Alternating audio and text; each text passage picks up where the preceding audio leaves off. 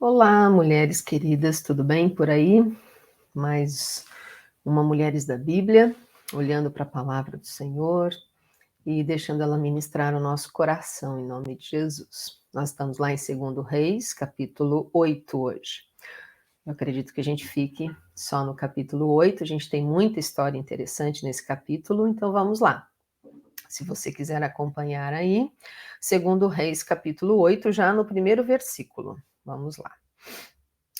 Eliseu tinha dito à mulher cujo filho ele havia ressuscitado: reúna sua família e mude-se para outro lugar, pois o Senhor proclamou sobre a terra de Israel uma fome que durará 7 anos. A mulher seguiu a instrução do homem de Deus, reuniu sua família e mudou-se para a terra dos filisteus, onde ficou 7 anos. Olha que interessante, né? Essa mulher, lá atrás, a gente viu a história dela, né? Ela teve uma percepção. Ela foi, ela olhou, né, a situação que ela estava vivendo e ela teve uma percepção muito interessante. Ela via Eliseu em viagem, fazendo a obra de Deus, né? E ela chegou para o marido dela e disse: escuta, Deus tem nos abençoado. Nós temos condições de abençoar esse homem de Deus, né? Ele passa aqui, ele fica um pouquinho, ele come com a gente, mas a gente podia fazer mais. E é muito interessante o coração dessa mulher, e eu creio que a gente pode aprender muito com ela, né? De ter um coração, primeiro, bastante atento. Eu acredito que tinham tantas mulheres e tantas famílias como essa, que tinham condições de abençoar Eliseu, que tinham condições de fazer o que eles fizeram, né, construindo ali um quarto para Eliseu em viagem descansar, ter um lugar para ele. E eu acredito que tinham muitas famílias assim. Mas essa mulher, ela estava atenta e ela sabia que eles podiam fazer mais do que eles já estavam fazendo. E eu acredito que esse é um sentimento muito importante da gente cultivar no nosso coração, sabe? De estar atentas e olhar para as pessoas, olhar para a necessidade das pessoas, né? No que a gente puder fazer, o que estiver à nossa mão, que a gente faça. E que a gente faça sempre olhando, olha, será que eu não posso fazer até mais do que eu já estou fazendo? Porque Eliseu ia lá, comia, né? Eles eram hospitaleiros, eles abençoavam Eliseu numa medida, mas ela ficou pensando e disse: poxa, a gente pode ajudar muito mais do que a gente tem ajudado, a gente pode abençoar muito mais do que a gente tem abençoado. E às vezes a gente coloca empecilhos, e isso é muito importante para a gente orar a respeito, né? Talvez a gente chegue à conclusão de que, poxa, essa mulher, essa família, eles tinham condições, né, financeiras, então eles foram e fizeram. Mas não é só isso, né? Como eu acabei de dizer, tantas pessoas tinham condições financeiras. Eu acredito que a gente precisa sempre estar prontas, cada uma de nós prontas, para transpor obstáculos que muitas vezes a gente mesmo coloca, né? Ah, mas eu não tenho condição financeira para construir um quarto, como essa mulher fez, para o homem de Deus. Mas, de repente, eu posso fazer algo que não vá me custar tanto, eu posso, ou tirando essa questão financeira de lado, o que eu posso fazer, não é? O que eu posso ajudar, no que eu posso contribuir com aquilo que eu tenho, de repente, não em espécie, mas em dom, em talento, em ajuda, em trabalho, em N situações, né?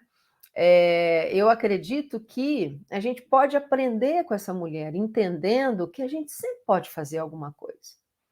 Sempre tem alguma coisa à nossa mão que a gente pode fazer. E a gente sempre pensar: eu estou já fazendo algo? Que bom. Será que eu posso fazer mais? Né? Essa mulher pensou dessa maneira e ela foi extremamente abençoada. extremamente abençoada. Deus abençoou essa mulher, tanto com prosperidade, ela já era uma mulher próspera, com uma família próspera, abençoou com um filho, que foi um milagre, ela não podia ter, foi um milagre. Depois esse filho fica doente, morre, Deus ressuscita esse menino, né? Então, a gente vê essa mulher sendo abençoada, por quê? Porque ela olhou para o homem de Deus e disse: "Esse é um homem de Deus, é alguém que está fazendo a obra de Deus e eu posso abençoar a vida dele, eu posso ajudar, né, em alguma coisa". E ela pensou: "O que que eu posso ajudar?". "Ah, eu posso ajudar construindo um lugar para que ele descanse, para que ele tenha um lugar onde ficar". Então pensou, né, de uma maneira muito humana, de uma maneira muito sensível, a necessidade ali de Eliseu e pôde abençoar. E isso fez com que agradasse o coração de Deus, porque a gente vê o quanto essa mulher é abençoada, e passado depois tanto tempo, Eliseu procura essa mulher, né, com certeza com o coração muito grato, entendendo que era alguém que Deus queria abençoar, e ele chega e diz: "Olha, veio uma palavra de Deus dizendo que vai ter um tempo muito difícil aqui, muito difícil, de uma fome muito extrema. Então, eu aconselho você e sua família a irem para outro lugar, ficarem lá esse tempo de 7 anos que ele fala, né, até que passe esse tempo de dificuldade". Então, olha só, essa mulher e essa família, eles foram poupados desse tempo, esse tempo terrível que estava vindo sobre a nação. Ali eles foram poupados, eles foram abençoados. Ele e diz que essa mulher, ela acata essa orientação, que é outra coisa muito importante, né. De repente, ela podia pensar: "Não, a gente é próspero, a gente tem muito dinheiro, a gente tem condições", né, mas ela estava atenta de novo. Olha lá, o homem de Deus está dando uma orientação. Ele recebeu uma direção de Deus, então isso é muito sério. A gente vai acatar sim. Com certeza não foi nada fácil ter que mudar para outro lugar, né, é um lugar, estranho, uma outra nação, uma outra terra, com outro tipo de povo, outro tipo de cultura, mas ela falou: "É melhor obedecer, então vamos lá". E eles então vão, né, eh nem sei se eu li essa parte. Vamos lá, vamos ler. Essa parte aqui, verso 3, né. Vamos lá.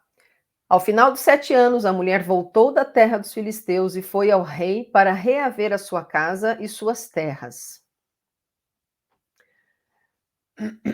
Quando ela chegou, o rei falava com Geazi, o servo do homem de Deus. Então olha lá, ela acata a orientação de Eliseu, vai morar lá na terra dos filisteus, depois de 7 anos ela volta com toda a sua família.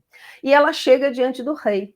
Ela era uma pessoa, ela e a sua família eram muito influentes ali, e ela tinha então acesso, né, pelo que a gente vê, ao rei, e ela chega para reaver as terras, as posses que eles tinham antes de ter ido, 7 anos atrás, lá para a terra dos filisteus. E coincidentemente, e a gente sabe que não era uma coincidência, com certeza Deus havia providenciado para que essa mulher fosse abençoada de novo. Olha só, gente, é algo fantástico, né. Mas vamos ver o que acontece. Nesse momento que ela chega para falar com o rei está conversando com Geazi, lembra lá de Geazi, né, o servo de Eliseu? E o rei então, estava dizendo para Geazi: "Conte-me alguns dos grandes feitos de Eliseu". Geazi lhe falava sobre a ocasião em que Eliseu havia ressuscitado um menino. Naquele exato momento, a mãe do menino entrou e apresentou ao rei sua petição para reaver a casa e as terras.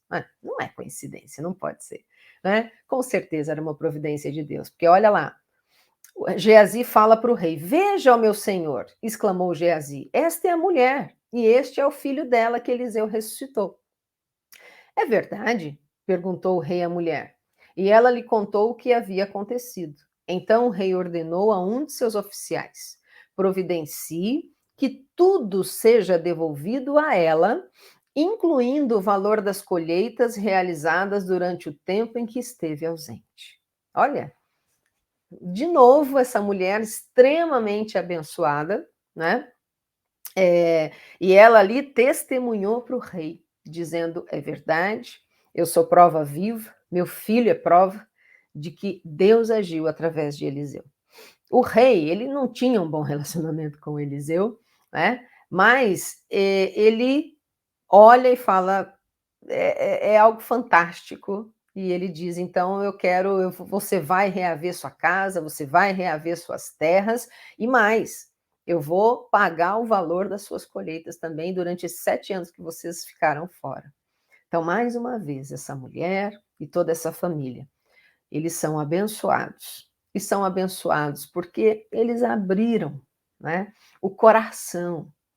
Com certeza, ela não ficou pensando: não, eu vou ajudar o homem de Deus porque eu tenho certeza que a gente vai ser abençoado. Ela já se sentia abençoada. Lembram quando Eliseu lá atrás queria agradecer o que ela tinha feito, né? Ela e a sua família, ela pergunta: olha, você quer que eu fale para o rei bem de vocês, né? Para o comandante do exército bem de vocês? Ela fala: não, não precisa, porque a gente tem muito. Então, essa mulher, ela não estava preocupada, ou ela não estava barganhando de que eu vou ajudar, eu vou abençoar o homem de Deus, porque com certeza eu vou ser abençoada. Ela já se sentia muito abençoada. O coração dela já era muito grato. E ela pensava: o que eu posso fazer? E o que eu posso fazer mais para abençoar, para ajudar alguém que eu percebo que tem uma necessidade? Então, como essa mulher, que o nosso coração também seja um coração grato. Com certeza, você e eu temos muitas coisas a agradecer a Deus. Às vezes, os nossos olhos, os nossos pensamentos, os nossos sentimentos estão muito naquilo que a gente ainda não tem, ou naquilo que a gente queria ter. E a gente deixa de viver um sentimento tão maravilhoso, que é a gratidão, por aquilo que Deus já nos deu, por aquilo que Deus já tem feito por nós.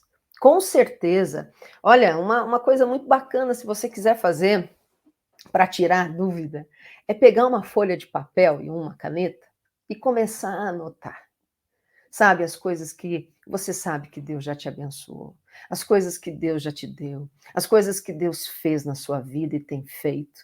Essa lista com certeza vai acontecer, porque com certeza nós podemos testemunhar de coisas que Deus já fez na nossa vida. E se Ele já fez, é a prova de que Ele vai continuar fazendo, porque o coração de Deus é um coração abençoador. E como filhas de Deus, que o nosso coração também seja da mesma maneira. Um coração abençoador. Eu gosto muito, muito mesmo, do que Deus fala para Abraão. Abraão, eu quero te abençoar de uma maneira tão fantástica, mas escuta, seja você um abençoador também. Com certeza, Deus tem coisas tão fantásticas para ainda realizar na nossa vida, né? Porque Ele já realizou, Ele tem realizado, mas Ele ainda tem muito mais. Mas que a gente não fique apenas nisso, né? Mas que ele esteja falando com a gente aqui da mesma maneira que ele falou com Abraão. Eu quero te abençoar e continuar te abençoando, mas seja você uma bênção. Esteja atenta àquilo que está acontecendo ao seu redor. Esteja atenta às pessoas, no que eu posso abençoar hoje alguém. Esteja atenta às necessidades de alguém, como essa mulher estava atenta. Ali é o homem de Deus. E não tem como, sabe? Eu gosto muito do texto lá que diz, quando Deus diz assim para Israel: diante de vocês tem dois caminhos, né? Tem o caminho da bênção, o caminho da maldição.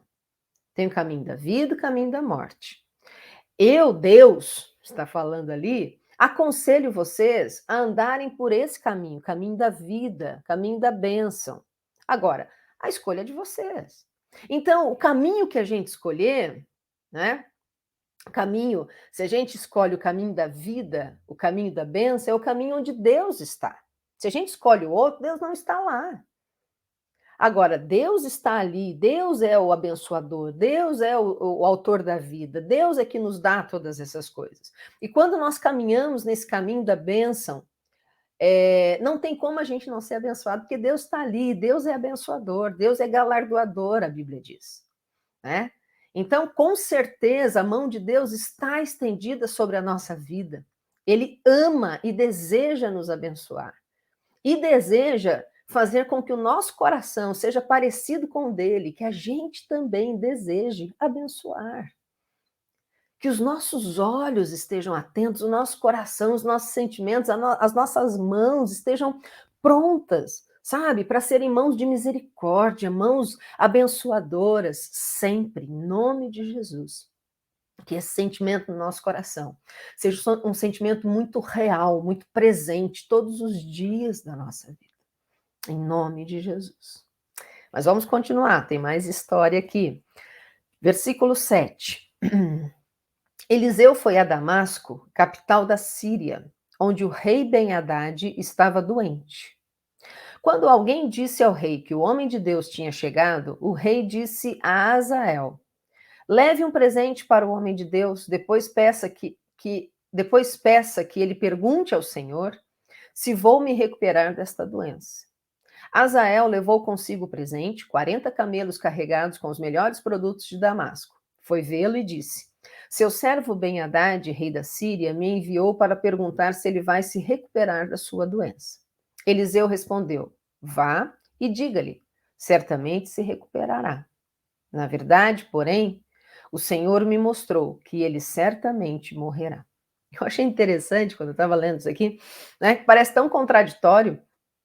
Vai lá, esse homem, Azael, pergunta para Eliseu, né, se o rei vai melhorar dessa doença, e Eliseu fala, vai, ele vai ficar curado dessa doença, mas Deus já me mostrou que ele vai morrer.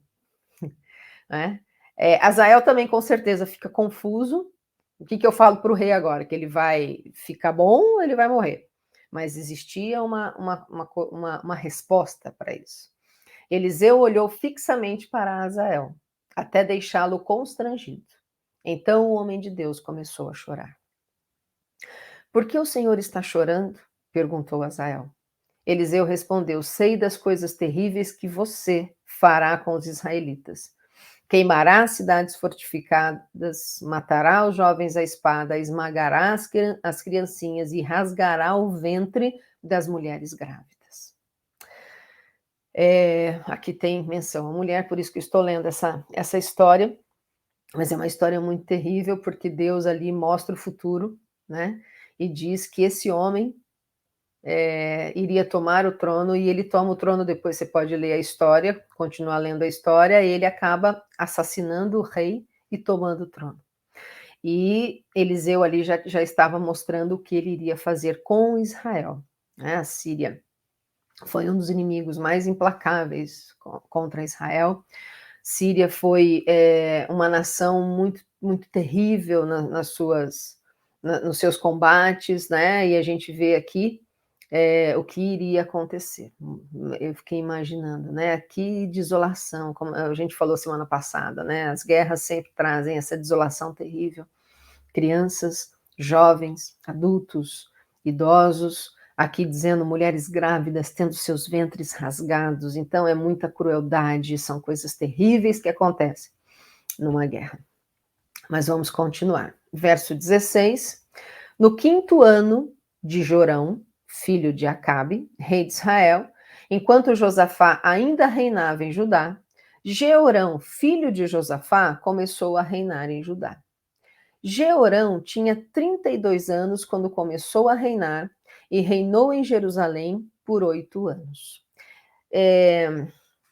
Só abrindo um parêntese aqui, Josafá, ele era muito temente a Deus, muito temente a Deus, mas ele tinha uma relação muito estreita com Acabe. A gente já viu essa história lá atrás, né? Antes de Acabe morrer, que Josafá, que era rei de Judá, ele tinha uma estreita relação com Acabe, que era rei de Israel.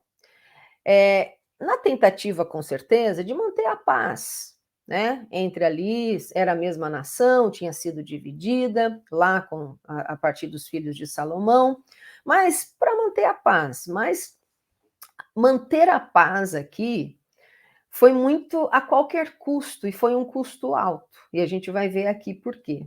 Porque Josafá era um homem temente a Deus. E sendo um homem temente a Deus, um rei temente a Deus, a gente pensa, poxa, que ele deu muito bons exemplos e que os filhos seguiriam o exemplo dele. E seriam tementes a Deus e fariam ali um reino justo, né? Um reino que agradasse a Deus, mas não foi o que aconteceu. E olha por que não aconteceu. Isso aqui me chamou muita atenção e eu queria compartilhar com vocês. Então, Jeorão, filho de Josafá, tinha 32 anos quando começou a reinar. Reinou por 8 anos em Jerusalém, seguiu o exemplo, não do seu pai, mas dos reis de Israel, e foi tão perverso quanto a família do rei Acabe. E a gente fica pensando, mas por que isso, né? Se ele tinha dentro da casa dele um pai que era temente a Deus e ele foi perverso como Acabe. Aí tem a resposta. Pois se casou com uma das filhas de Acabe. E eu fiquei pensando, né, como um casamento, e principalmente uma mulher, porque a Bíblia diz que a mulher edifica a sua casa. Existe um dom, existe uma bênção sobre nós mulheres para edificarmos a nossa casa. A Bíblia diz que a sábia edifica e a tola com as próprias mãos destrói. Isso é muito sério. É muito sério o poder de influência que Deus nos deu para o bem. É fantástico, mas se o nosso coração não é um coração sensível a Deus, obediente a Deus, né? Se no nosso coração entrarem sentimentos de orgulho, de vaidade, de diversas coisas que podem entrar no nosso coração que nada tem a ver com Deus, isso faz com que aquilo que veio sobre nós como criação de Deus para algo bom se torne algo ruim, como aconteceu aqui, né? Filha de Acabe. Por quê? Eu fiquei pensando, por que que Josafá deixou o menino casar com gente assim? Ele já tinha tantos, né? Ele já sabia de tudo que tinha acontecido, ele sabia quem era Jezabel, né? Ele sabia a influência maligna que existia naquela família. Será que a todo custo mesmo ele deveria permitir que seu filho se casasse, e se casasse de maneira tão errada, né? Com uma pessoa que o influenciou para ser um rei perverso. Então não sofreu só aquela família, mas sofreu uma nação inteira por conta disso, né? Um casamento que não, com certeza não era o propósito de Deus, e diz que Deus só não destruiu ali Judá, né? Aquela partezinha ali que era o reino agora, né, de Judá, só não destruiu porque Deus tinha prometido para Davi que não destruiria. Então a gente vê que com certeza não era da vontade de Deus, propósito de Deus, pelo contrário, era algo que afrontava a Deus ter um rei perverso como esse, influenciado por sua esposa. Porque ela sim vinha de uma família terrível, maligna, perversa, corrupta, né? E ela só reproduziu o que ela viveu.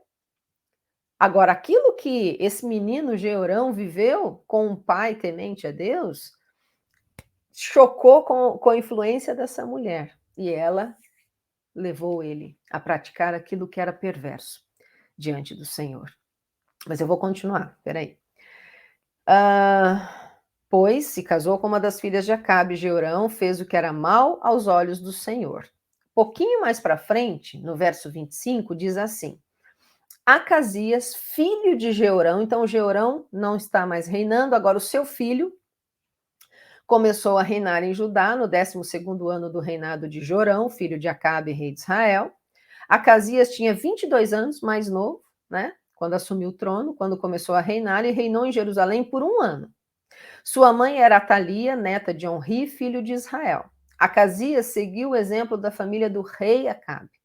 fez o que era mal aos olhos do Senhor, como a família de Acabe, pois, de novo, se casou com uma mulher desta família. Então, aqui a gente vê, né, a família de Acabe e de Jezabel, uma família que reinava, né, ali em Israel, uma família perversa, que totalmente contaminada por Jezabel, né? Ela contaminava completamente Acabe, os seus filhos, e agia de maneira extremamente perversa. Aí tinha lá o reinado de Judá. Tinha lá Josafá, um homem temente a Deus, mas que tinha relações estreitas com Acabe e sua família. Tanto que os seus filhos casaram-se com mulheres dessa família. E foram ali totalmente influenciados para o mal.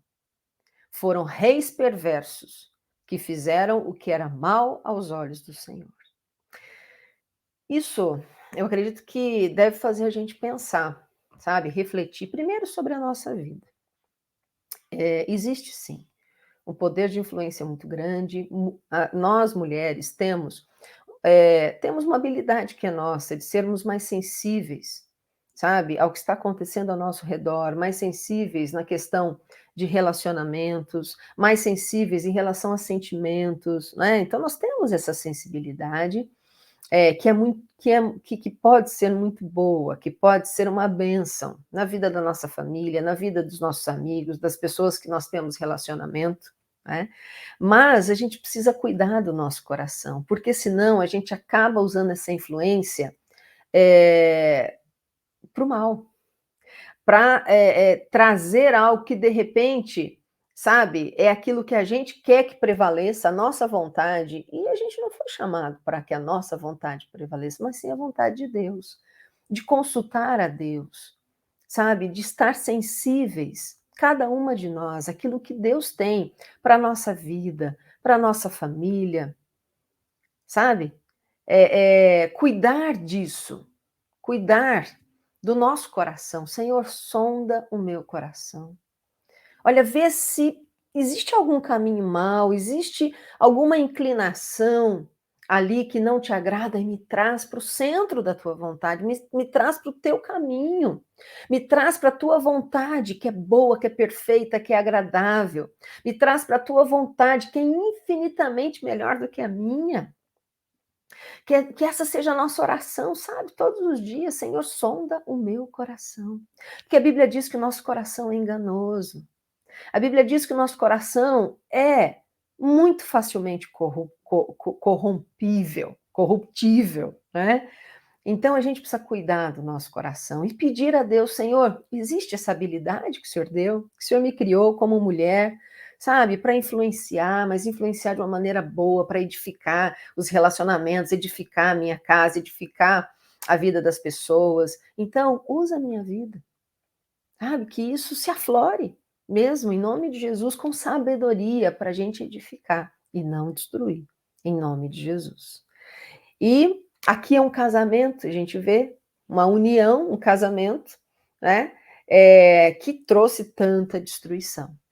Então, mais uma coisa que eu acredito que a gente pode trazer para a nossa vida, principalmente nós que somos mães, da gente orar muito pelos nossos filhos. Eu tenho uma filha de 12, eu tenho um filho de 10 e a gente ora pelo casamento que um dia vai acontecer na vida deles.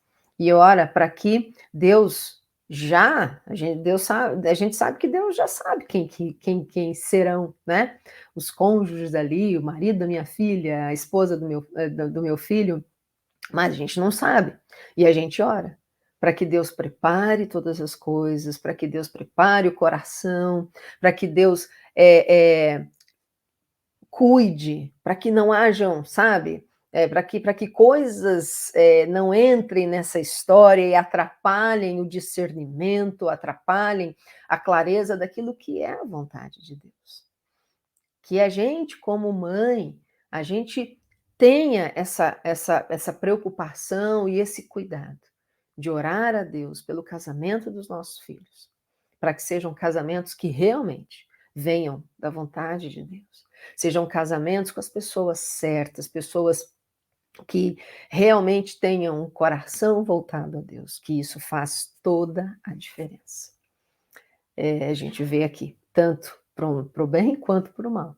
Então, que sejam casamentos que sejam abençoados em nome de Jesus.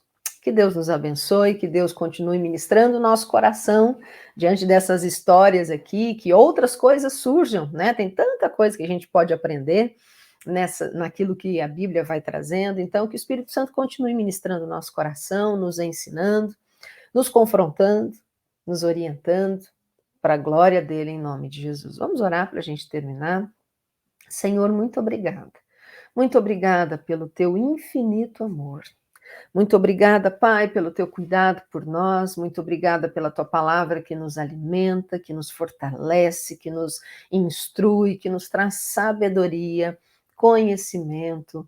E, Pai, nós queremos te pedir, em nome de Jesus, que nós sejamos como essas mulheres aqui, né? Como a mulher que abençoou Eliseu, que foi extremamente abençoada, mas que no nosso coração haja sempre o desejo de sermos uma bênção, aonde estivermos, no que fizermos, para a glória do teu nome, Senhor, em nome de Jesus. E, Pai, nós oramos para que a nossa influência seja uma influência de sabedoria, que edifique a vida das pessoas, que edifique e não destrua.